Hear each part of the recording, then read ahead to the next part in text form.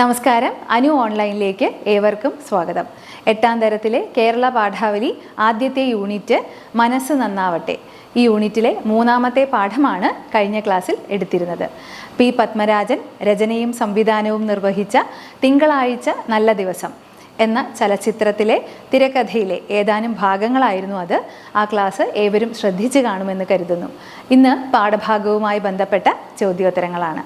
നമുക്ക് ആദ്യത്തെ ചോദ്യത്തിലേക്ക് പോകാം. ആദ്യത്തെ ചോദ്യം: നിങ്ങളാരും എത്ര കാലം കഴിഞ്ഞാലും എന്നെ കാണാനായിട്ട് അങ്ങോട്ട് വരരുത്. ഈ നിലപാട് സ്വീകരിക്കുന്നതിന് അമ്മയെ പ്രേരിപ്പിച്ച ഘടകങ്ങൾ എന്തൊക്കെയാവാം? തിരക്കഥ വായിച്ച് കണ്ടെത്തി എഴുതുക. മകൻ്റെ പേരിലുള്ള വീടും പറമ്പും അവൻ വിൽക്കണമെന്ന് താല്പര്യപ്പെടുന്നതോടെ അമ്മയെ ശരണാലയത്തിലാക്കാം എന്ന തീരുമാനത്തിലെത്തുന്നു. അമ്മയാണ് ആ കുടുംബത്തിൻ്റെ കേന്ദ്രബിന്ദു. അമ്മയ്ക്ക് ആ കുടുംബത്തിൽ നേതൃത്വപരമായ പങ്കുണ്ടായിട്ടും മകൻ്റെ തീരുമാനത്തിന് വഴങ്ങേണ്ടി വരുന്നു. തനിക്ക് ഏറ്റവും പ്രിയപ്പെട്ട വീടിനെയും പരിസരങ്ങളെയും വിട്ടുപോവുക അവരെ സംബന്ധിച്ച് താങ്ങാവുന്നതിനപ്പുറമാണ്. അവിടം വിട്ടുപോകുന്ന വേദന വീണ്ടും ഓർക്കാതിരിക്കാനും തന്നെ വൃദ്ധമന്ദിരത്തിലേക്ക് അയക്കാനുള്ള മക്കളുടെയും മരുമക്കളുടെയും തീരുമാനത്തോടുള്ള കടുത്ത വേദനയും പ്രതിഷേധവും പോകുന്ന സന്ദർഭത്തിൽ അവർ പ്രകടിപ്പിക്കുന്നു. അമ്മയെ ശരണാലയത്തിലാക്കാൻ മക്കൾ ഏകപക്ഷീയമായി തീരുമാനമെടുത്തപ്പോൾ തന്നെ കാണാൻ അങ്ങോട്ട് ആരും വരരുത് എന്ന അമ്മയുടെ തീരുമാനം ആർക്കും പ്രതിരോധിക്കാനാവാത്ത തരത്തിലുള്ളതാണ്. ഇനി 2ാമത്തെ ചോദ്യം. ഉപന്യാസം: വീടും പറമ്പും ഗോപൻ്റെ ഷെയറാ. അമ്മ അങ്ങനെ ആരുടെയും പ്രത്യേക ഷെയറിലല്ലല്ലോ. സമകാലിക കേരളത്തിൽ കുടുംബഘടനകളിലും ജീവിത രീതികളിലും വന്നു ചേർന്നിട്ടുള്ള മാറ്റങ്ങളുടെ പ്രതിഫലനമാണ് തിരക്കഥയിൽ ദൃശ്യമാകുന്നത്. പ്രതികരണങ്ങൾ സംഘമായി ചർച്ച ചെയ്ത് അവതരിപ്പിക്കുക. അവതരണത്തിലെ ആശയങ്ങൾ ക്രോഡീകരിച്ച് ഉപന്യാസം തയ്യാറാക്കുമല്ലോ. പി പത്മരാജൻ സംവിധാനം ചെയ്ത പ്രശസ്തമായ മലയാള ചിത്രമാണ് തിങ്കളാഴ്ച നല്ല ദിവസം. എല്ലാം ഉണ്ടായിട്ടും എല്ലാവരും ഉണ്ടായിട്ടും ഒറ്റപ്പെട്ടു പോകുന്ന ചില മനുഷ്യരുണ്ട്. അത്തരത്തിൽ വൃദ്ധമന്ദിരത്തിലേക്ക് പറഞ്ഞയക്കപ്പെടുന്ന ഒരു അമ്മയുടെ ചിത്രമാണ് ഈ തിരക്കഥയിലുള്ളത്. ആർക്കും അവരോട് വെറുപ്പോ വിദ്വേഷമോ ഇല്ല. പക്ഷേ ദൗർഭാഗ്യവശാൽ ജീവിത സായാഹ്നത്തിൽ ഒറ്റപ്പെട്ടു പോകുന്നു. കുടുംബ ബന്ധങ്ങളെയും അവയിലുള്ള മൂല്യങ്ങളെയും കുറിച്ചുള്ള ഒരു ആത്മപരിശോധന നമ്മൾ നടത്തേണ്ടതുണ്ട്. വീടും പറമ്പും പോലെ ഭൗതിക സ്വത്തുക്കളെ പങ്കുവയ്ക്കുന്ന താല്പര്യം ആളുകളിൽ കാണപ്പെടുമ്പോൾ ആത്മബന്ധങ്ങൾക്കോ പ്രത്യേകിച്ച് അമ്മയെ പറ്റിയുള്ള മാനസിക അവബോധത്തിനോ ഒരു സ്ഥാനമില്ലാതാകുന്നത് അത്യന്തം വേദനാജനകമാണ്. വീട് എന്നത് വാസസ്ഥലം എന്നതിനേക്കാൾ അധികം ഒത്തുചേരുമ്പോൾ ഇമ്പമുണ്ടാക്കുന്ന സ്വർഗം കൂടിയാണ്. ആ വീടിൻ്റെ ആത്മാവ് അമ്മയാണ്. പക്ഷേ വീടിൻ്റെയും പറമ്പിൻ്റെയും ഉടമസ്ഥാവകാശത്തിൽ അമ്മയുടെ പേര് ഉൾപ്പെടുന്നില്ലെന്നത് നമ്മുടെ സമൂഹത്തിൽ വികലമായ കാഴ്ചപ്പാടുകൾ തുറന്നുകാട്ടുന്നു. അമ്മ എല്ലാവർക്കും അവകാശപ്പെട്ടതാണെന്നും അവരുടെ ജീവൻ നിൽക്കുന്നതുവരെയും ഹൃദയത്തോട് ചേർത്ത് നിർത്തേണ്ട ആത്മബന്ധമാണെന്നും മക്കൾ മനസ്സിലാക്കേണ്ടതുണ്ട്. അമ്മയുടെ സാന്നിധ്യവും സ്നേഹവുമില്ലാതെ ഒരു വീടിനും സ്നേഹവാസസ്ഥലമായി മാറാൻ കഴിയില്ല. ഭൗതികമായി ആ വീടിൻ്റെ ഉടമസ്ഥാവകാശം ആരുടേതായാലും ആ വീടിൻ്റെ ഹൃദയമാകുന്നത് അമ്മയാണ്. ഉടമസ്ഥാവകാശത്തിൻ്റെ ചട്ടക്കൂടിനകത്ത് അമ്മയെ കൊണ്ടുവരാൻ കഴിയില്ല. അതിനാൽ കുടുംബജീവിതത്തിൻ്റെ പ്രാധാന്യം തിരിച്ചറിയുകയും ആത്മബന്ധങ്ങളെ ഭൗതിക മൂല്യങ്ങളിൽ നിന്ന് വ്യത്യസ്തമായി നോക്കുകയും ചെയ്യേണ്ടത് അനിവാര്യമാണ്. ഇനി അടുത്ത ചോദ്യം. ചലച്ചിത്രാസ്വാദന സദസ്സ്. പി പത്മരാജൻ സംവിധാനം ചെയ്ത തിങ്കളാഴ്ച നല്ല ദിവസം എന്ന സിനിമ ക്ലാസ്സിൽ പ്രദർശിപ്പിക്കുക. സിനിമയെക്കുറിച്ച് ആസ്വാദന ചർച്ചാ സദസ്സ് സംഘടിപ്പിക്കുക. ഇത്തരത്തിലൊരു ചർച്ചാ സദസ്സ് സംഘടിപ്പിക്കാൻ എന്തെല്ലാം കാര്യങ്ങളാണ് ശ്രദ്ധിക്കേണ്ടത് എന്നതാണ് കൊടുത്തിട്ടുള്ളത്. ചലച്ചിത്ര ആസ്വാദന സദസ്സ്. ചലച്ചിത്രം കണ്ടതിന് ശേഷം കഥയുടെയും തിരക്കഥയുടെയും ചലനാത്മകതയും സവിശേഷതയും മനസ്സിലാക്കണം. നടീനടന്മാർ കഥാപാത്രങ്ങളുമായി എത്രത്തോളം മാറിയിരിക്കുന്നുവെന്നും അവരുടെ അഭിനയ മികവും ചർച്ച ചെയ്യപ്പെടണം. സംഭാഷണങ്ങളിലൂടെ ഉരുത്തിരിയുന്ന നാടകീയ മുഹൂർത്തങ്ങൾ മനസ്സിലാക്കണം. ഗാനത്തിന് സിനിമയിലുള്ള സ്ഥാനം എന്താണെന്ന് അറിയണം.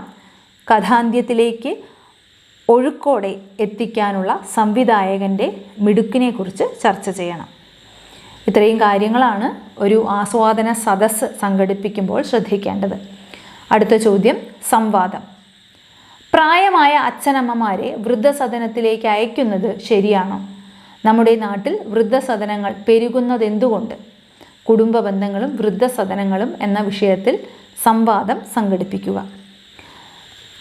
അപ്പോൾ ഇവിടെ കുടുംബ ബന്ധങ്ങളും വൃദ്ധസദനങ്ങളും എന്ന വിഷയത്തെ അടിസ്ഥാനമാക്കി ക്ലാസ്സിലെ കുട്ടികളെ 2 ഗ്രൂപ്പായിട്ട് തിരിക്കേണ്ടതുണ്ട്. അതിൽ ഈ ആശയത്തോട്, ഈ വിഷയത്തോട് അനുകൂലിക്കുന്നവരും പ്രതികൂലിക്കുന്നവരും, ഇങ്ങനെ 2 ഗ്രൂപ്പാണ് ഉണ്ടാകേണ്ടത്. ഇവർ തമ്മിൽ സംവദിക്കുമ്പോൾ അത് വിലയിരുത്താൻ ഒരു മോഡറേറ്ററെ തീരുമാനിക്കേണ്ടതുണ്ട്. ഇനി അനുകൂലിക്കുന്നവർ എന്തെല്ലാം കാര്യങ്ങളെക്കുറിച്ചാണ് പറയേണ്ടത് എന്നതിനെക്കുറിച്ചുള്ള ചില സൂചനകളാണ് നൽകിയിട്ടുള്ളത്. വായിക്കാം. കുടുംബ ബന്ധങ്ങളും വൃദ്ധസദനങ്ങളും എന്നതാണ് വിഷയം. അനുകൂലിക്കുന്നവർ: വൃദ്ധസദനങ്ങൾ പലർക്കും രക്ഷാകേന്ദ്രങ്ങളാണ്. ഇവിടെ വൃദ്ധസദനങ്ങൾ വേണം എന്നുള്ളവരെയാണ് അനുകൂലിക്കുന്നവരുടെ പട്ടികയിൽപ്പെടുത്തിയിട്ടുള്ളത്. മക്കളുടെ തിരക്കുകൾ കാരണം അടിയന്തര ശുശ്രൂഷ കിട്ടാതെ വരുന്നത് ഒഴിവാക്കാൻ സാങ്കേതികമായി സജ്ജമായ വൃദ്ധസദനങ്ങൾ വളരെ ഉത്തമമാണ്. ഇത് അവഗണനയല്ല, അർഹമായ പരിചരണത്തിനായുള്ള തീരുമാനമാണ്. വൈദ്യസഹായം, സുരക്ഷിതത്വം, സുഹൃത്ത് ബന്ധങ്ങൾ എന്നിവ ലഭ്യമായിടത്ത് വൃദ്ധർ കൂടുതൽ സന്തോഷവാന്മാരായിരിക്കും. കുഞ്ഞുങ്ങളില്ലാത്തവർക്കോ ബന്ധം നഷ്ടപ്പെട്ടവർക്കോ പൂർണ്ണമായ ആശ്രയം ഇവയാണ്. ചില വീടുകളിൽ ശാരീരികമോ മാനസികമോ ആയ പീഡനം നേരിടുന്നവർക്ക് സുരക്ഷിതമായ ഓപ്ഷനാണ് വൃദ്ധസദനം. മനോരോഗ പരിചരണവും ആക്ടിവിറ്റി കേന്ദ്രവുമായാണ് നൂതന വൃദ്ധസദനങ്ങൾ മാറുന്നത്. പുതിയ പാഠ്യങ്ങൾ, ഹോബി ക്ലാസുകൾ, പങ്കാളിത്തം എന്നിവ ചേർന്ന് അവരെ മെച്ചപ്പെട്ട ജീവിതത്തിലേക്ക് നയിക്കുന്നു. വിദേശത്ത് താമസിക്കുന്ന മക്കളെ ആശ്രയിക്കാനാകാതെ വരുന്ന ഘട്ടങ്ങളിൽ വൃദ്ധസദനം ശാന്തമായ ജീവിതത്തിന് വഴിയൊരുക്കുന്നു. ഇനി വൃദ്ധസദനങ്ങൾ വേണ്ട എന്നുള്ളവരെയാണ് പ്രതികൂലിക്കുന്നവരായി കണക്കാക്കിയിട്ടുള്ളത്. കുടുംബം എന്നത് പരിപാലനത്തിൻ്റെ ആദ്യ കേന്ദ്രമാണ്. പുതിയ തലമുറയിലെ തിരക്കുകളും സ്വാർത്ഥതയും ഇതിൽ വലിയ പങ്ക് വഹിക്കുന്നു. മാതാപിതാക്കളെ അവരുടെ ജീവിത സായാഹ്നത്തിൽ ഉപേക്ഷിക്കുന്നത് കടമ മറക്കൽ തന്നെയാണ്. സ്വന്തം കുട്ടികൾക്ക് തങ്ങൾ ആരുമല്ലെന്ന ബോധം വയോധികരിൽ മനോവേദനയും മാനസിക തളർച്ചയും ഉണ്ടാക്കുന്നു. പുതിയ തലമുറയ്ക്ക് മാതൃകാപരമായ ബന്ധങ്ങൾ കാണാനാകുന്നില്ല. മാതാപിതാക്കളോടുള്ള സ്നേഹവും പരിചരണവും സംരക്ഷണവും നമ്മുടെ ധാർമ്മികമായ കടമയാണ്. ഇത് ഒഴിവാക്കുമ്പോൾ സമൂഹത്തിൽ മനുഷ്യബന്ധങ്ങളും സ്നേഹവിനിമയങ്ങളും ഇല്ലാതാകും. ഇനിയും നമുക്ക് കൂടുതൽ പോയിന്റുകൾ ഇതിലേക്ക് കൂട്ടിച്ചേർക്കാം. പലപ്പോഴും ഒരു വിഭാഗം വ്യക്തികൾ, ഒരു വിഭാഗം, അത് അനുകൂലിക്കുന്നവരാകട്ടെ പ്രതികൂലിക്കുന്നവരാകട്ടെ, അവർ പറയുന്ന പോയിന്റുകൾ പൂർണ്ണമായി കേട്ടതിനു ശേഷം അതിന് മറുപടി എന്നോണമാണ് നമ്മൾ അടുത്ത സൂചന നൽകേണ്ടത്. ഇത്തരത്തിലാണ് സംവാദം നടത്തേണ്ടത്. മറ്റൊരു കാര്യം ശ്രദ്ധിക്കേണ്ടത്, സംവാദം നടത്തുമ്പോൾ അതൊരു വഴക്കായി മാറാതിരിക്കണം. പരസ്പരം അഭിപ്രായങ്ങളെ മാനിച്ച് അതിനനുസരിച്ചുള്ള മറുപടിയാണ് നൽകേണ്ടത്. ഇനി അടുത്ത ചോദ്യത്തിലേക്ക് വരാം. കഥാപാത്ര നിരൂപണം. തിരക്കഥയിലെ കരുത്തുറ്റ കഥാപാത്രമാണ് അമ്മ. കഥാപാത്രത്തിൻ്റെ വ്യക്തിത്വം, സ്വഭാവം, മനോനില, നിലപാട്, കഥയിലെ സ്ഥാനം, മറ്റു കഥാപാത്രങ്ങളോടുള്ള ഇടപെടൽ എന്നിവ ഉൾക്കൊണ്ട് കഥാപാത്ര നിരൂപണം തയ്യാറാക്കുക. എല്ലാം ഉണ്ടായിട്ടും എല്ലാവരും ഉണ്ടായിട്ടും ഒറ്റപ്പെട്ടു പോകുന്ന ചില മനുഷ്യരുണ്ട്. അത്തരത്തിൽ വൃദ്ധമന്ദിരത്തിലേക്ക് പറഞ്ഞയക്കപ്പെടുന്ന ഒരു അമ്മയുടെ ചിത്രമാണ് പി പത്മരാജൻ്റെ തിങ്കളാഴ്ച നല്ല ദിവസം എന്ന തിരക്കഥാഭാഗത്ത് ആവിഷ്കരിക്കുന്നത്. ആർക്കും അവരോട് വെറുപ്പോ വിദ്വേഷമോ ഇല്ല.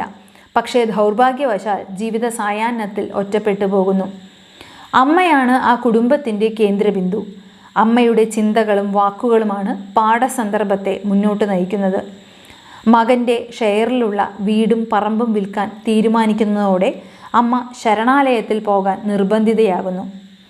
ബിന്ദു അവിടുത്തെ സുഖസൗകര്യങ്ങളെക്കുറിച്ച് പറയുമ്പോൾ അങ്ങനെ ഒരിടം സ്വർഗലോകമാവാനേ വഴിയുള്ളൂ എന്ന അമ്മയുടെ അഭിപ്രായം തനിക്ക് ഏറ്റവും പ്രിയപ്പെട്ട വീടും പരിസരവും തന്നെയാണ് തൻ്റെ സ്വർഗം എന്ന ബോധ്യപ്പെടുത്തലാണ്. പ്രായം മറന്നും അമ്മ വീട്ടിലും പറമ്പിലും ഉത്സാഹത്തോടെ പണിയെടുക്കുന്നവളാണ്. അതുകൊണ്ട് തന്നെ ശരണാലയത്തിൽ വെറുതെ ഇരിക്കുക എന്നത് അവർക്ക് ചിന്തിക്കാനാവുന്നില്ല. അമ്മയ്ക്ക് ആ കുടുംബത്തിൽ നേതൃപരമായ പങ്കുണ്ടായിട്ടും മകൻ്റെ തീരുമാനത്തിന് വഴങ്ങി ശരണാലയത്തിലേക്ക് പോകേണ്ടി വരുന്നു. മക്കൾ വളരെ വൈകിയാണ് ഈ തീരുമാനം അമ്മയോട് പറയുന്നത്. പല സന്ദർഭങ്ങളിലും അവർ തൻ്റെയിടത്തോടെ വികാരങ്ങളെ നിയന്ത്രിക്കാൻ ശ്രമിക്കുന്നുണ്ട്. ഒടുവിൽ ശരണാലയത്തിലേക്ക് തന്നെ ആരും കാണാൻ വരരുത് എന്ന ഉറച്ച തീരുമാനം പണത്തിനു വേണ്ടി അമ്മയെ 2ാം സ്ഥാനത്തേക്ക് മാറ്റി നിർത്തിയ മക്കളോടുള്ള കടുത്ത പ്രതിഷേധം തന്നെയാണ്. അടുത്ത ചോദ്യം അറിയാം പ്രയോഗിക്കാം. പശുവിൻ്റെ കാര്യമൊക്കെ അമ്മിണിയെ ഏൽപ്പിച്ചിട്ടുണ്ട്. ആടിൻ്റെ കാര്യമൊക്കെ അമ്മിണിയെ ഏൽപ്പിച്ചിട്ടുണ്ട്. പശുവിൻ്റെയും ആടിൻ്റെയും കാര്യമൊക്കെ അമ്മിണിയെ ഏൽപ്പിച്ചിട്ടുണ്ട്. ആദ്യത്തെ 2 വാക്യങ്ങൾ ചേർത്തു പറഞ്ഞപ്പോൾ ഉണ്ടായ മാറ്റം എന്താണ്? ചർച്ച ചെയ്യൂ. ഇതുപോലുള്ള കൂടുതൽ വാക്യങ്ങൾ കണ്ടെത്തി എഴുതുക. എന്ന ശബ്ദം വാക്യങ്ങളെ കൂട്ടിയോജിപ്പിക്കുന്നതായി കാണാം. ഇത്തരം ശബ്ദങ്ങൾ ഭാഷയുടെ പ്രയോഗഭംഗി വർദ്ധിപ്പിക്കുന്നു. അമ്മിണിയെ ഏൽപ്പിച്ചിട്ടുണ്ട് എന്ന വാക്യം ചേർക്കുമ്പോൾ ആവർത്തിക്കുന്നില്ല. തുടർന്ന് നമുക്കിനി ഒരു ഉദാഹരണം നോക്കാം. റഹീം മിടുക്കനാണ്, ജാനകി മിടുക്കിയാണ്. റഹീമും ജാനകിയും മിടുക്കരാണ്. ഇത്തരത്തിൽ കൂടുതൽ വാക്യങ്ങൾ നിങ്ങൾക്കും നിർമ്മിക്കാവുന്നതാണ്. അടുത്ത ചോദ്യം ഒരു കഥയും കവിതയുമാണ്. ചിരിയും ചിന്തയും എന്ന E.V. കൃഷ്ണപിള്ളയുടെ കൃതിയിൽ നിന്ന് എടുത്തിട്ടുള്ള പിന്നെ കഥയാണ് ആദ്യം കൊടുത്തിരിക്കുന്നത്. തുടർന്ന് സിസ്റ്റർ മേരി ബെനീഞ്ച രചിച്ച ലോകമേ യാത്ര എന്ന കവിതയിലെ 8 വരികളും നൽകിയിട്ടുണ്ട്. തുടർന്നുള്ള ചോദ്യം ഇതാണ്: താരതമ്യക്കുറിപ്പ്. ലോകമേ യാത്ര എന്ന കവിതയിലെ വരികളും കഥയിലെ ആശയവും താരതമ്യം ചെയ്യൂ. എല്ലാ മനുഷ്യരും ഇങ്ങനെയാണോ ചിന്തിക്കുന്നത്? മനുഷ്യ ജീവിതത്തെ പറ്റിയുള്ള നിങ്ങളുടെ കാഴ്ചപ്പാടുകൾ ചർച്ച ചെയ്യൂ. ആശയങ്ങൾ ക്രോഡീകരിച്ച് എഴുതൂ. ഈ 2 കഥയിലെയും കവിതയിലെയും ആശയങ്ങൾ താരതമ്യം ചെയ്യുക എന്നതാണ് ചോദ്യം. ജീവിതം എന്നാൽ സുഖസൗകര്യങ്ങൾ മാത്രം അനുഭവിക്കുക എന്നതല്ല. അതിനുമപ്പുറം മരണം എന്ന പരമമായ യാഥാർത്ഥ്യമുണ്ട്. രംഗബോധമില്ലാത്ത കോമാളിയെപ്പോലെ ജീവിത നാടകത്തിൽ എപ്പോൾ വേണമെങ്കിലും മരണം കടന്നു വന്നേക്കാം. അങ്ങനെയുള്ള ഒരു ജീവിതത്തെ ചൊല്ലി അഹങ്കരിക്കുന്നത് ശരിയല്ല എന്ന ആശയമാണ് കഥയിലുള്ളത്. ഒരിക്കൽ ഈ ലോകത്തെയും ദേഹത്തെയും വെടിഞ്ഞ് തിരിച്ചു വരാത്ത യാത്രയ്ക്ക് നമ്മൾ ഒരുങ്ങണം. ജീവിച്ചിരുന്ന കാലത്ത് നമ്മൾ അനുഭവിച്ച സുഖസൗകര്യങ്ങളോ യശസ്സോ നമുക്ക് ഈ യാത്രയിൽ കൊണ്ടുപോകാനാവില്ല. പരലോകത്തേക്ക് നമുക്ക് കൊണ്ടുപോകാനാവുന്ന ഒരേ ഒരു കാര്യം എന്നത് പുണ്യപ്രവൃത്തികളാണ് എന്ന ആശയം കവിതകളിലും കാണാം. മരണാനന്തരം എന്ത് എന്ന പേടിപ്പിക്കലല്ല, ജീവിക്കുമ്പോൾ ലോകത്തിന് നന്മ ചെയ്തു ജീവിക്കലാണ് മുഖ്യം എന്ന ആശയം കഥയിലും കവിതയിലും കാണാം. ഇത്രയുമാണ് പാഠഭാഗവുമായി ബന്ധപ്പെട്ട ചോദ്യോത്തരങ്ങൾ. ഇന്നത്തെ ക്ലാസ് ഇവിടെ അവസാനിപ്പിക്കുകയാണ്. നന്ദി, നമസ്കാരം.